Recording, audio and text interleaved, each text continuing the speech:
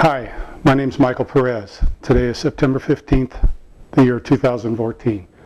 If you are watching this or listening to it, I encourage you to listen. I'm going to share my story. A little over 2 years ago, I had some things go on in my life. I made some choices. I was healthy, I had a good job, I had family, life's rolling along just fine. I made some choices. They weren't choices that I'm proud of. At the time, I could justify them. What it led to was separation from my wife. I thought my children would understand. Separation from my children. And I was choking down a lot of guilt. And the guilt, I owned it.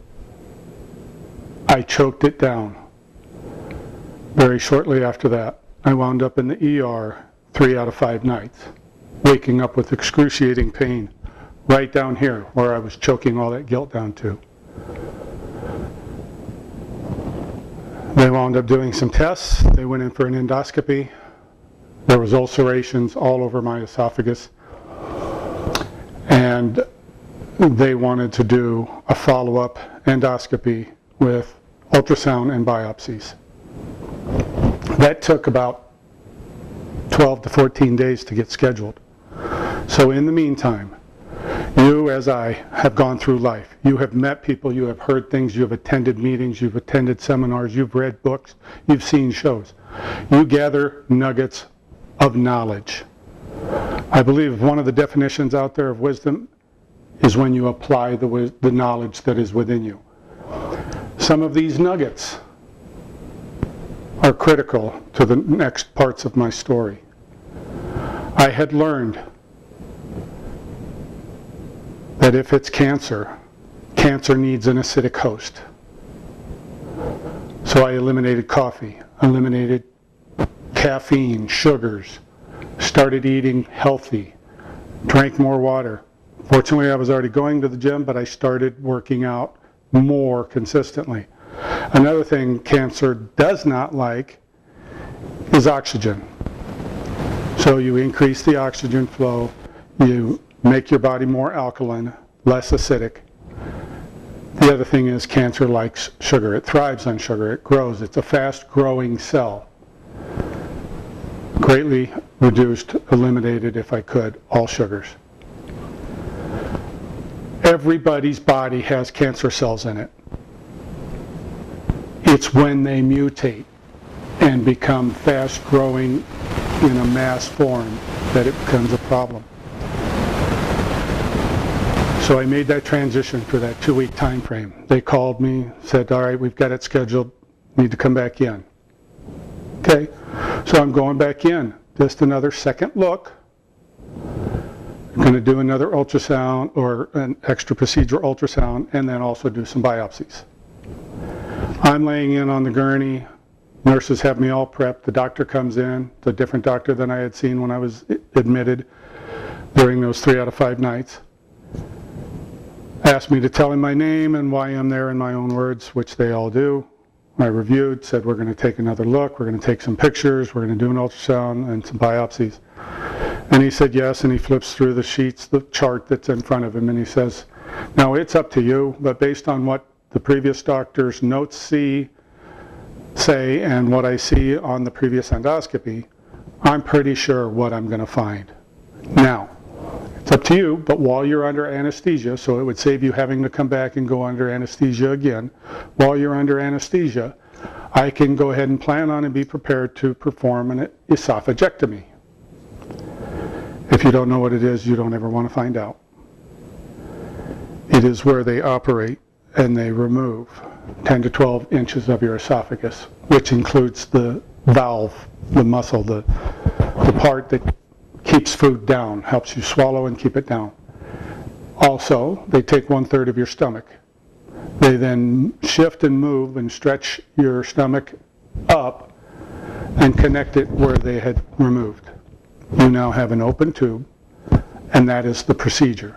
That's what this doctor, all of a sudden I'm going in for a second look. He's wanting me. He says, oh, but you would have to sign another form. I'm freaking out. No, we'll just do what we're supposed to. We're just going to take a look. Okay, so go through. I wake up from anesthesia. The doctor's there.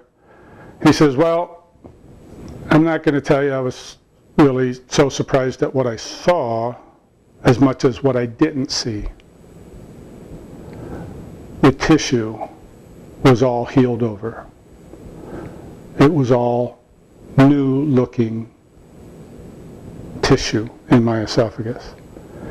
Now, another nugget that I had learned was the body reproduces its cells. Many areas of your body replenish or replace itself in 21 days.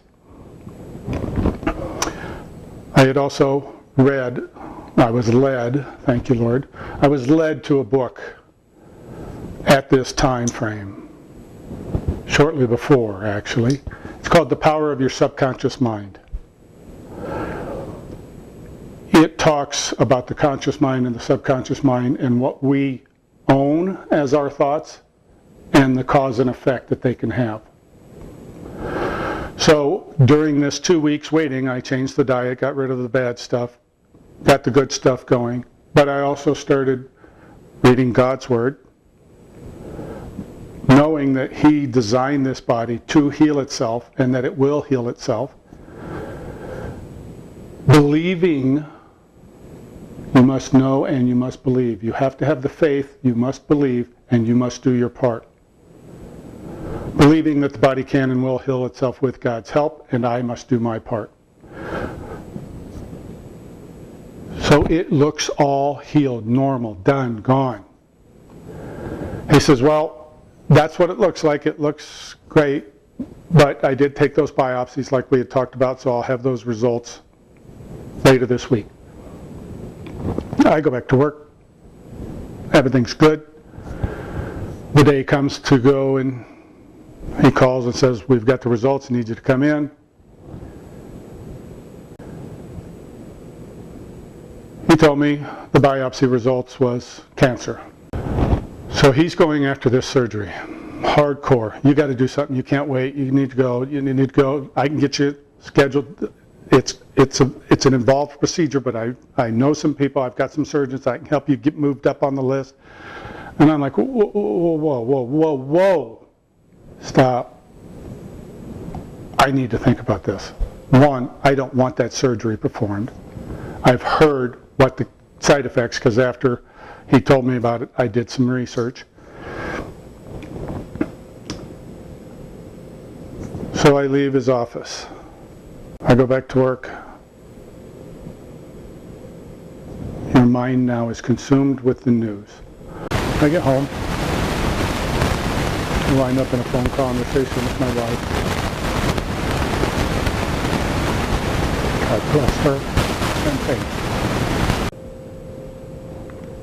But she wants to stand next to me to get me through this.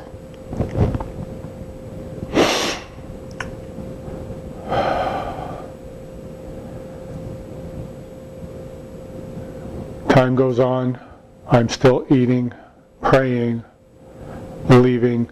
I seek a different opinion. Another hospital. Highly recommended. Well known. I go there for a PET scan. Get prepped, go in, scan, meet the doctors. If you took your ballpoint pen and tapped your paper, the little dot that's there, don't scribble one, just tap it. The two little dots that you would create by doing it twice was the only glow spots that showed up in the PET scan. Very, very minimal cancer activity. They didn't want to talk about nutrition, acidic, alkaline, oxygen, or sugar. They also wanted to talk about surgery. Of course, I'm still holding on to the beliefs and trying to change the intake in my body and hang on mentally to God's promises that my body can and will heal itself. But everyone around you are living in the fear mode. President Roosevelt, the only thing we have to fear is fear itself. I'm telling you, fear is powerful if you allow it to be so. It has no power if you give it no power, no honor. It doesn't have the right to scare you to death, which is what was happening. You have to be strong. It's coming from the enemy. That's why you need someone that when the enemy attacks, and I was challenged many times, you have your partner, your support, that knows, no, you're focused on the wrong place. Well, now we go to a third hospital, one out of state, one very well known, very big, very prominent, have helped a lot of people. All of these hospitals have done a wonderful job helping people. But look for all the options. We travel up there, we wait, doctor comes in. There's more to it, but I'll just get to it. Bottom line, same thing. Procedure, full-blown, nothing else.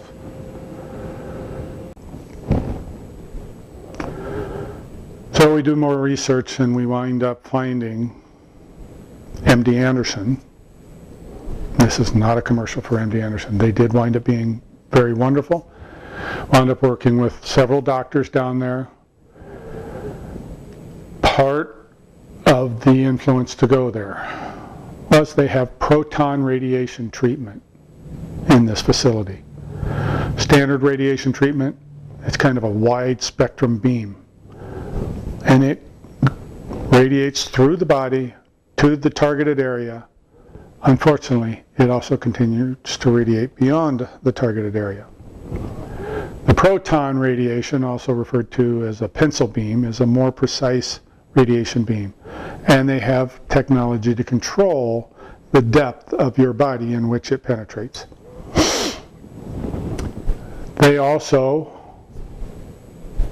talk about integrative medicine, which involves proper nutrition, meditation, music therapy, physical massage.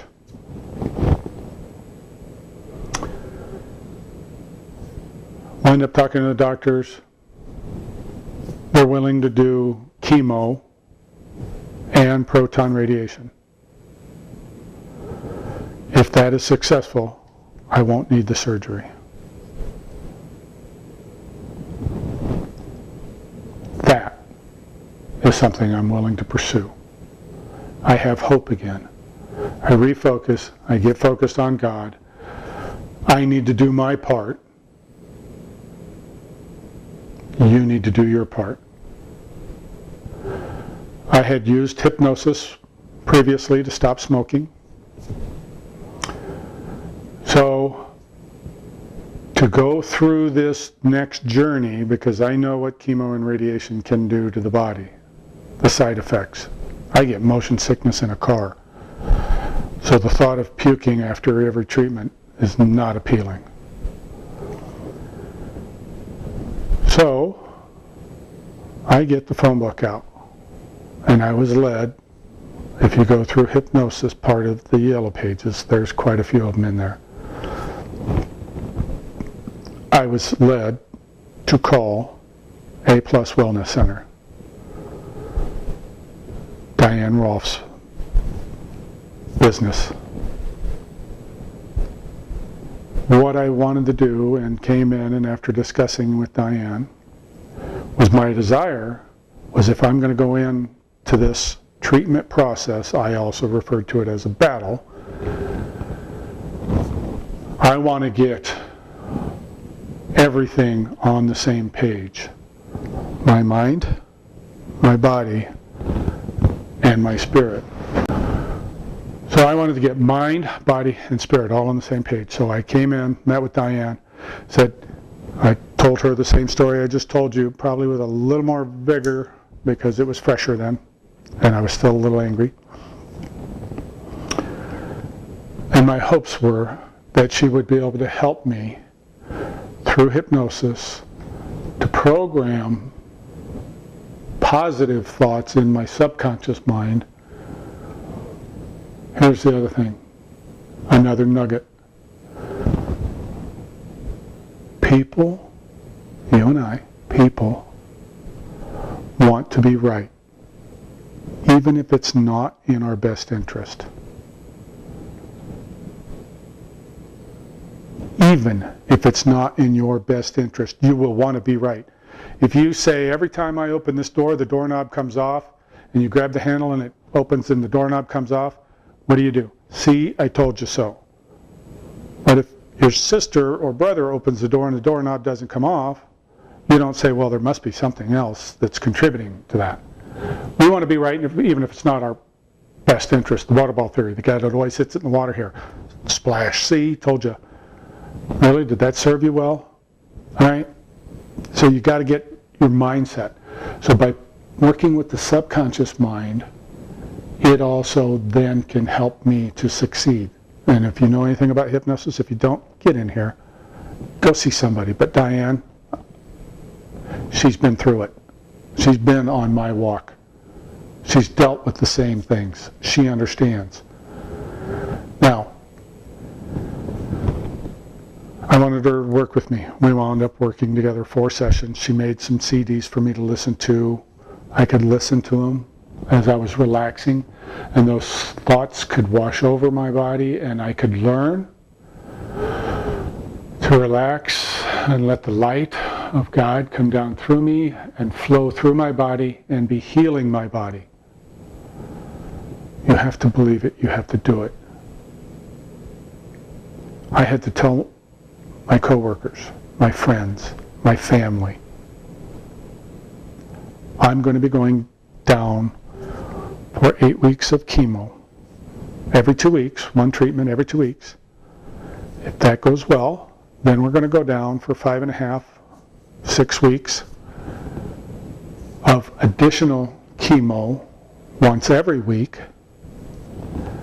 and 6 weeks of radiation treatment. What you cannot have around you is a bunch of people mothering you. Oh, how do you feel? Oh, is it worse today? Those are negative thoughts. Do not let those seeds get planted. Another nugget. Something negative, bad that you don't want your subconscious mind or your body to take over and your mind to take over. If it comes at you, one of the things I learned was just say to yourself, bad seeds. Bad seeds. Don't let them take root. Definitely don't water them. Definitely don't nurture them. But you will if you're not careful. I had to tell them, don't call if all you're doing is calling to see how I feel. If you want to call and talk about the game last night, or hunting season, or the cars, motorcycles, something else, you want to tell me something going on in your world, call. But if all you want to do is call and ask how I'm feeling, because you won't accept when I tell you I'm feeling good. Oh, really? Well, what about? Just tell them. Either call for something else or leave me alone. You have to have a very strong, limited support network. Work with Diane, get the discs. Tell the network of friends and family what is allowed during this process. And off we go. Back and forth for 8 weeks of chemo. You know what? Almost no side effects. No loss of appetite. No sickness. I did have the cold sensitivity. One, they told me, and they tell you what you're going to feel, so you will own those seeds.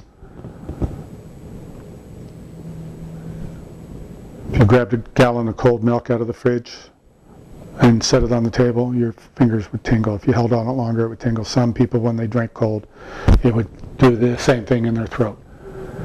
I did have those sensations. We have a motorcycle. It was cool weather. My hands are getting cold. My fingers are tingling, then they're starting to get numb. I went down and I said, that one has to stop. Well, that one we usually pair up with these other two is 3 cocktail of chemo. No, that one doesn't work. Either eliminate it or substitute it. You have to take control of what you want done with your body. They changed it. Finished out the 8 weeks. Continued on enjoying life, working out, doing projects, whatever. What I had also decided during this time frame, because stress is another, here's another nugget. Stress is another contributing factor to the cause and effect and power of cancer within the body. Your body, when you're under stress, I believe, releases cortisol somehow. All of that with diet, oxygen, alkaline versus acidity. It's a chemistry kit. What do you want to grow in this petri dish? So I had decided I need to take the whole time period off from work. So I decided no stress from work so I can stay positive. There's another nugget out there that laughter. The gentleman cured his cancer by watching funny movies. Laughter. It's positive endorphins. He's laughing, he's generating more oxygen. I don't know what all contributing factors happen. Laughter. So we would watch funny shows. Impractical Jokers, one of the funniest TV programs out there right now. Clean.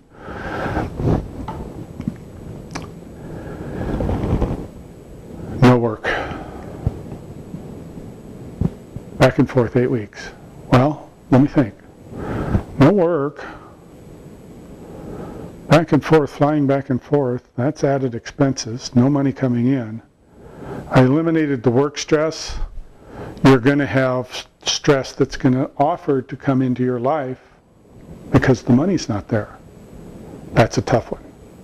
Diane can help you with that too. It's balance. You're keeping the stress to a minimum and away from you. So I'll go through the 8 weeks. Go down.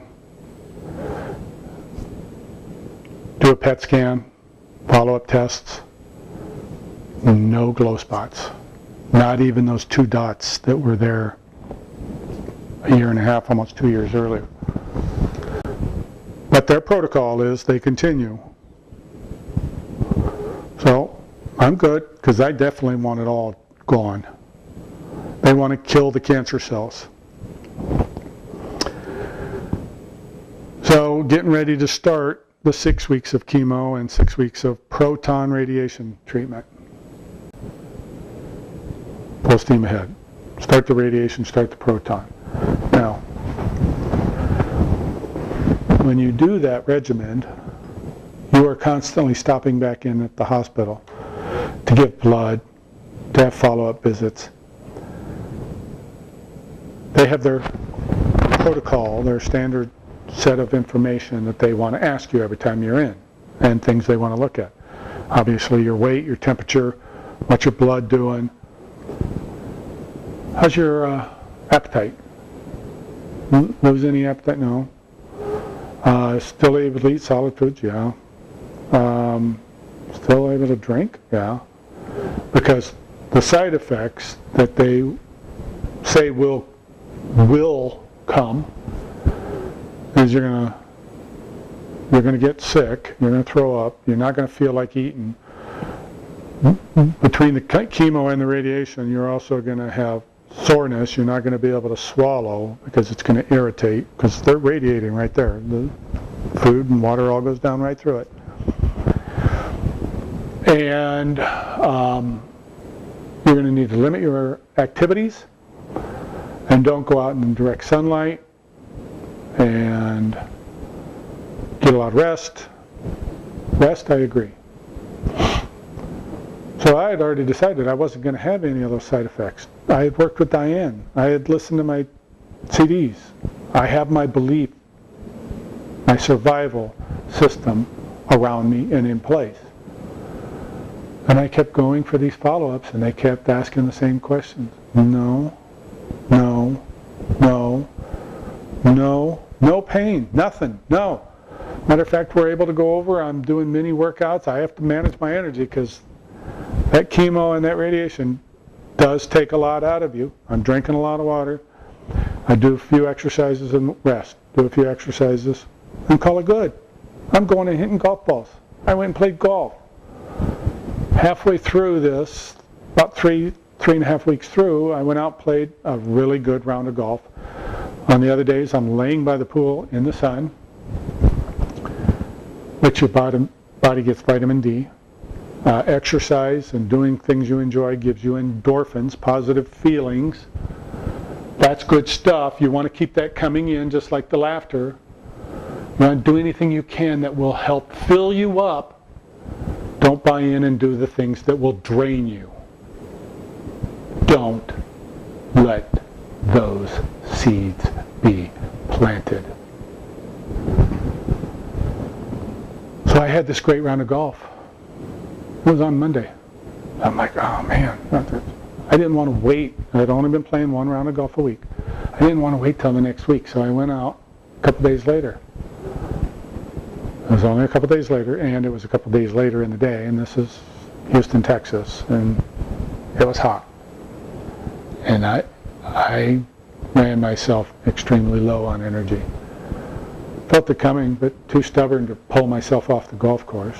Well, yeah, paid for the whole round. Yeah. If you were tired at 12th hole, should have left. Didn't. So it took me several days to rebound from that. So don't overdo. You think you're feeling good? Good. Continue to do the right balance. Balance is key. Finish all of the chemo down to like 2 radiation treatments left. No pain. I'm eating whatever I want. We're getting ice cream. We're having ribs. It doesn't matter. Healthy stuff though. Ice cream, monitoring, little bits. I know it's got sugar, so you are listening. A lot of salads, Chipotle, good protein, balance. Now, we're in for another visit. Get asked the same questions. Any pain? No, no, no. Here comes the seed. Well, the reason I wanted to make sure, if you're having any pain at all, any pain at all, we can go ahead and write a script for some pain medicine to help you manage the pain so that you have it when you go home in 2 or 3 days. Because once you leave, if you start having the pain, we can't write a prescription for you because you're from a different state.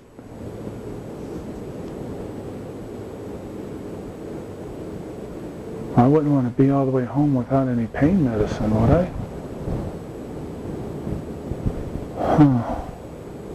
Okay. So what would we do? Well, I'd write a pain script. Well, there was a little discomfort. I probably didn't chew on my food, whatever. But here I am. I'm not only taking the seed, I'm shoving it down into good fertile soil and say, here, I'm going to water it and I'll get the weeds out of there. And pain medicine, because I don't want to be home, and without it, really, there's no doctors back home that I could have gone to see. But, yeah. All right, well, we'll write this script for the pain patch. Okay. Over the next 2 days, I get the last 2 treatments. We left that same day of the last treatment. There actually is pain. Remember, people want to be right even if it's not in their best interest. So we're driving home. We're going to try to make it all the way up to Wichita area, and then stop and finish the next day, and we get to Oklahoma somewhere, stop to eat, order food like I've been eating the whole 13 weeks. Starts turning into very pain. Every bite, every swallow. My wife looks at me and says, well, there's a hotel right over there. I said, yeah, well, that's good. Let's go. Made home the next day. I now owned the healthiest growing seed of pain you would ever want.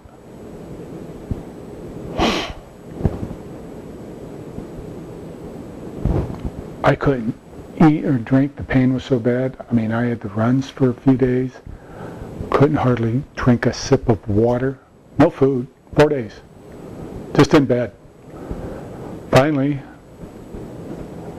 the local doctors that I could have gone to if there ever would have been pain without me helping it along, increase the pain medicine, get me some numbing medicine, give me some liquid pain so I can start drinking water and at least choking down some soft bites of scrambled eggs that my wife would make for me in the morning. And then I was living on pain pills and pain patch. 12 days out of 14 I spent in the bed, barely able to do anything, miserable.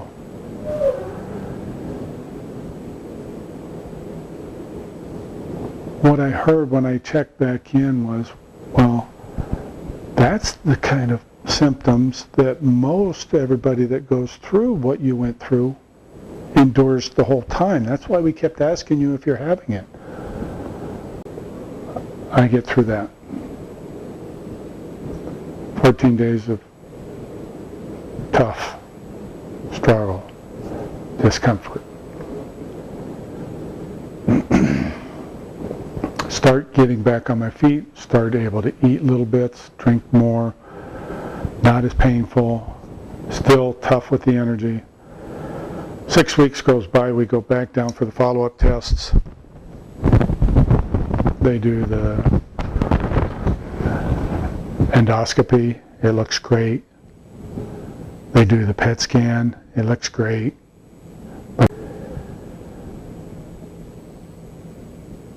So the little Japanese Dr. Kamaki, she comes in, she's reading the reports, big smile on her face, high five, hug, happy. I said, it looks like the treatment's worked. We got it, hugging, smiling, tears.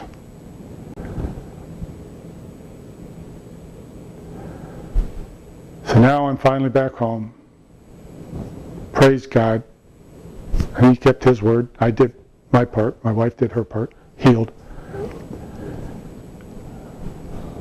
I had talked about Diane, about doing a testimony for her after the 3rd or 4th visit with her, because people need to know what you can do and what she does to help you. And when I shared with her the pain story, huge nugget coming. She said, I wish you would have told me about that as soon as you got back. I could have helped you with that pain. Oh, I also lost, during the whole treatment, my weight fluctuated hardly at all. Got that stretch of pain, dropped 20-something pounds in that 2 weeks. Not what you want to do when you're trying to strengthen the body. She could have helped eliminate that pain without all that medicine, without all those side effects. But I owned that seed, and I planted it deep, and I took care of it. And I said, no, it belongs here. It doesn't belong here. But she could help me achieve it.